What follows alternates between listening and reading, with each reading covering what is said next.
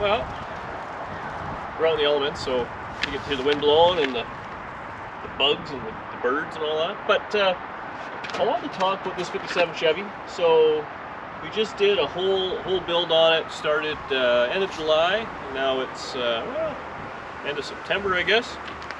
So six hard weeks of work for sure. I've been driving it for the last couple of weeks and really enjoying it. And I've had lots of people asking questions about the car and maybe clarify it. I know there was a lot. I did a lot of videos on this thing, and you guys watched a lot of them, which I really appreciate because well, it afforded me to build this pile of junk. So I mean, I love Tri-5s, obviously. I wanted 57 Chevy Ragtop, and I could never afford one. I mean, a ratty car, and the condition I buy stuff in is like 20 grand. It feels like 25,000 bucks. Start. Well, that's all the money in the world, I think. And when they're finished, they're worth, you know, 75 to 100 and all that stuff. If they're done really nice, which is probably not my style. But I wanted the feeling of it. And I was doing a lot of research, and there's a few other guys on the internet I've seen do it, and Cars Inc. Probably 15 years ago or something like that, started reproducing all the parts where you could turn a four-door into a convertible. They did it from a sedan with all the parts, and when you're out of the parts, it's well, it's not cheap. So I did it on the cheap. As it sits with the price of the car, everything I did to it, and everything, all the parts I bought, I'm in with $5,000 Canadian. So a couple of buttons and a wet nap for you Americans. But yeah, we have ourselves a 57 Chevy. I mean, I call it a ragtop. I realize it's not really a convertible. There's no top on it. That is the next big expense, which I do have to come up with, or track down a used one, or whatever it may be. But I wasn't worried about that because I want to drive this thing in the few remaining days of early fall we have. So that's kind of how it worked out. I was searching for a four-door hardtop for quite a while. A few reasons being obviously a door post and something I thought would match. All hardtops were Belairs, so for trim and stuff like that, that's all kind of key. And ultimately, the quarter section, which maybe we'll walk over there a little bit, but the way the door slopes down into the V of the rear four-door is unique on a hardtop and convertible versus a sedan. So you have to modify that to make it work. I'm sure you probably could have done it out of a sedan. You'd have to buy more sheet metal or get creative and all that sort of stuff. So I was looking for a four-door hardtop start. And man, they were hard to find. I couldn't believe it. I thought sedans are common. And this one was, I mean, it was, if you're new or haven't seen it, this thing was an absolute basket case parts car with a rotted out frame and broken leaf springs and all sorts of ugliness to it. And I found it in a wrecking yard. Like, it was literally being stripped for parts before I rescued it. And I guess it turns out four-door hardtops didn't have a whole lot of production numbers, so it was harder to find than I thought. But once I got it, it was pretty good. Now the car was pretty stripped, so if you want to go back to some earlier videos, all the door regulators and all that have been taken out of it. The glass was all smashed. It was missing most of it. The interior had been pillaged, and like all the knobs and all that. No dash, none of that whatsoever. A lot of the side trim was gone. All the front headlight buckets. It had miscellaneous fenders and hood. All the, like, no bumpers, no grill bar, no grill. Yeah, no motor, no trans. All that stuff. Taillights were missing. There's no rear bumper on it. What was left was pretty beat. It was essentially rough. I paid $1,000 for it, which scrap would have been $500. I think I overpaid $500. That's how rough this thing was. But it had a valid VIN and title, and that's where we went with it. So I'll show you, we'll set the camera, I'll kind of open up again on the side, I'll show you exactly what I was talking about with why I wanted the four-door hardtop, and we'll start going over how the money was spent. So this section right here is the unique part between a convertible and a hardtop. I believe they're the exact same. Take a lot of what I'm saying with a grain of salt. I'm not a huge convertible guy or a hardtop guy, because they're out of my four-door sedan price range. But where the V is in a different section, and it's a different shape. As well as if you look at the hardtop doors, they slope down versus a sedan, which is very squared off. and then obviously it has the top section. So I bought these doors on a whim last winter or 2 winters ago. I think I paid $250 for 2 doors, and this door's pretty rough, but it did have the latching mechanisms. It had the kind of stuff. It had window regulators for one of them at least, and they were sandblasted, so they were solid, but this one's pretty beat up. It was pretty wavy and stuff, but they weren't rotten, so it needs a door skin or a half a skin or a little bit of love on it. There was no trim. Everything I have here came off the 4-door. So I bought it, and I thought, you know what, I wanted to do this project for a while now, make a convertible or possibly a hardtop. And that is one thing. This car currently is convertible, but I believe, again, I'm not sure, if we had a convertible roof skin, you could put it on and it would mount in and it would be a 2-door hardtop. Obviously, glass and all that would be different. Not that I have any glass in it now. But that was the big issue I was going to run into. I did have to buy all the convertible panels, so we'll keep moving around, kind of showing that. But fitting the doors and the door post and having that all work was definitely different. On a 4-door, the post, the latch is actually down here, and on a 2-door, it's up here. So that was a lot of screwing around and changing. And the post is quite a bit thicker, which, you know what, when I do the 4-door, 2-door conversions on a sedan, you don't realize it, because that never really gets used for anything, and you kind of glue the glass in and all that. But because the door was there and the post was so substantial, I have a bigger gap back here than I would like. And looking back, maybe I would have done that a little differently, or maybe I will space it in. I'm not quite too sure.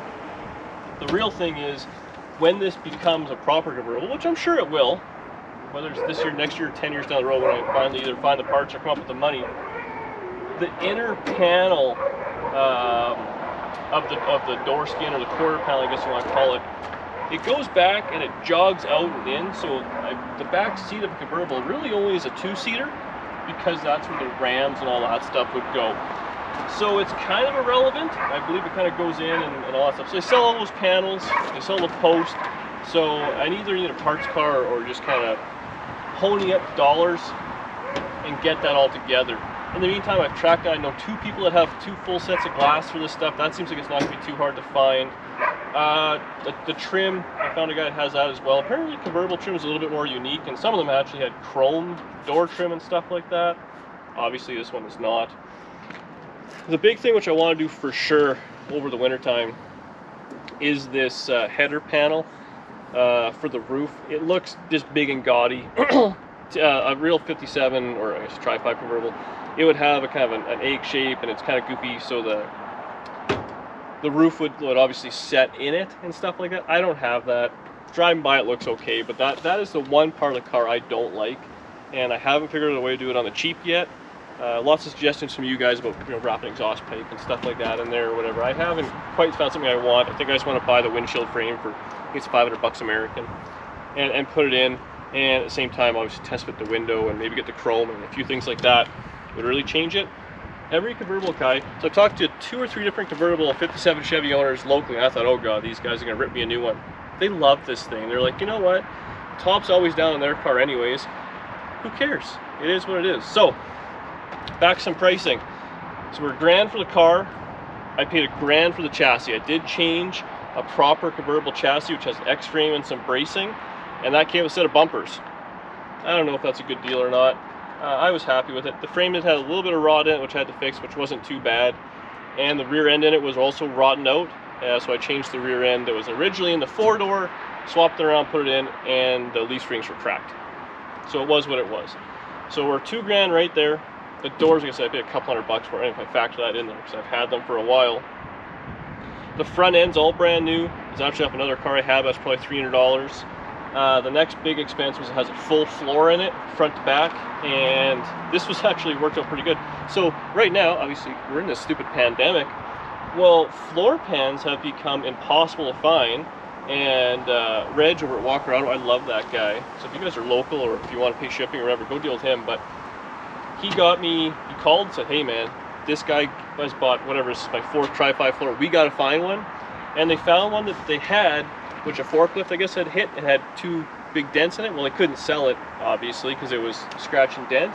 But I said, you know what, let's make it happen. They knocked some money off for the 2 dents and sent it across, and I really got the last floor in North America. Not just they said that, this one wasn't even for sale until I was like, display model, floor model, I'll take it home. And I'm still waiting on my next one. I ordered it the same day, and it's been 3 months. But, so we put a floor in it for $1,000. So that's where the money went. Car was $1,000, floor was $1,000, chassis was $1,000. And then, so the doors were a couple $100, so we got none of that, so we're $3,500 type thing. And that was the biggest section to be spent. Now that stuff, I mean, I guess, I don't know if people even factor in the price of the car to start, but I want exactly how many dollars I have in this thing. I want to show you guys that. The next expense I had was in the convertible section. So we got the camera set up in the back, and we'll show you where I wasted all my money. The convertible section is where some money went, unfortunately. And the big section here was, snap these pretty tight. Gust of wind. Yeah, the wind's really being a pain. So this section here is kind of unique to a convertible, obviously. Now it's really unique because this is the proper cover. You can kind of see where the arms and all that would actually be.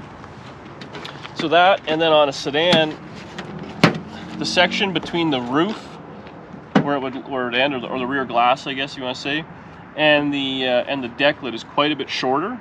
So I bought this panel as well. So the deck lid and all that doesn't move. That's all in the exact same spot. It's this filler panel becomes probably twice as wide.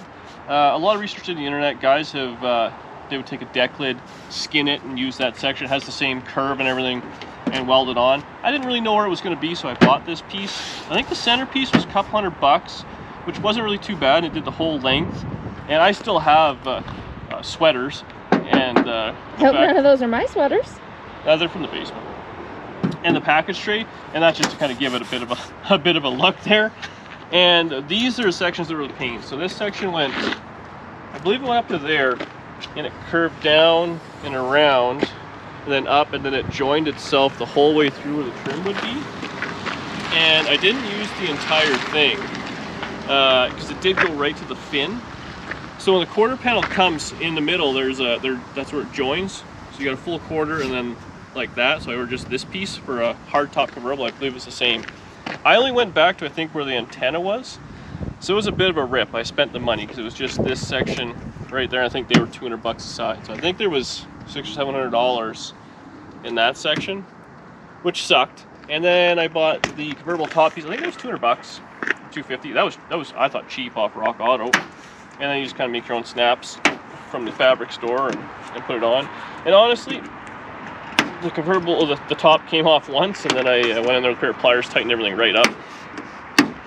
So it hasn't yet, and I Velcroed it down, and it gives, look, we actually, a convertible guy stopped by the other day, and he had one custom made, and it looked like garbage. He was pissed off because I got this for $200, and he'd spent whatever, and it was all bunched up and didn't quite last from an actual upholstery place. So convertible-wise, that's all I really spent. So $3 grand, $200 for the doors, and then another, let's say $600-700 for that. So if you had a solid car, you could have it together for $3,500, $4 grand type thing. Well, I guess you don't even need the floor at that point. But this car being so rotten, it needed it. I had a deck lid in stock, so I changed that because it was rotted out.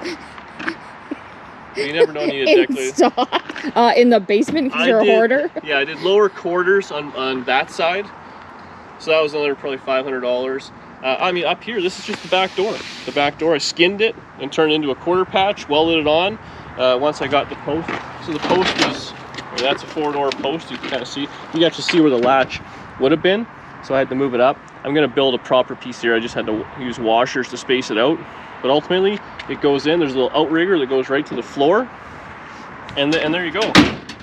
The door fits pretty decent as far as I'm concerned. All the trim and stuff I have is off hardtop. Convertible is unique. It doesn't have little latches and stuff. When I did the floor, I had a sedan floor. That's all they had.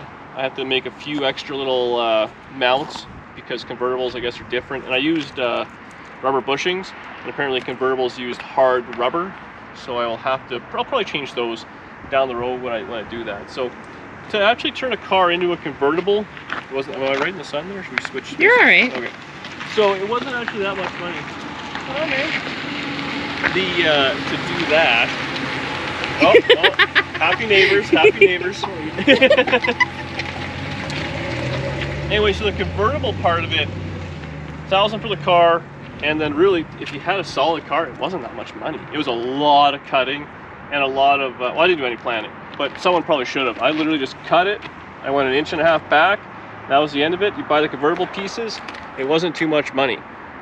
Motor and trans I had to put in, didn't have one. I put a steering column in it with tilt wheel, and I rebuilt the brakes, stuff like that. I put exhaust on it. Lyle sent some tailpipes out, and the other was, it was kind of scrounged together. So I think I have about $5,000 of actual cold hard cash in this thing. And if the car was in better shape, it would have been a lot less, but you would have paid more for the car. So in my mind, for 5,000 bucks, anybody can do it. And I think you should get out there and do it. Start chopping these things up. Make a 4-door into a 2-door, make a 4-door into a convertible. Do whatever you think you want to do. I mean, it's, I like the Vin Wiki channel. Ed Bullion always talks about, he's into those supercars, which aren't really my jam. But he says, if a car's flood damaged, written off, stolen, whatever, rolling down the road, they all look the same, they all feel the same. And honestly, this thing gets thumbs up everywhere we go. I got the 66 Cobra kit car. That car gets the most attention I've ever gotten a car for. Thumbs up for the kids, ladies like it, everything, not just dudes. Thanks all the dudes for watching. But this thing, people freaking love this thing. This thing gets the most thumbs up and everything I've had in a car. Horn honks, shouting. Horn honks, don't matter.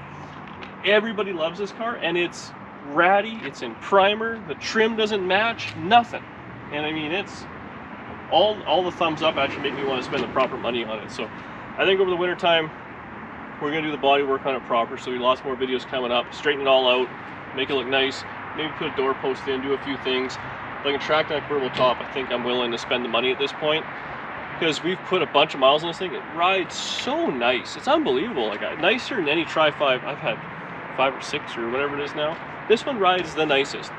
Bone stock suspension with disc brakes, a small block Chevy, turbo 350, stock rear end. It just floats on the road. We just went to a car show a couple days ago, which was an hour on the highway.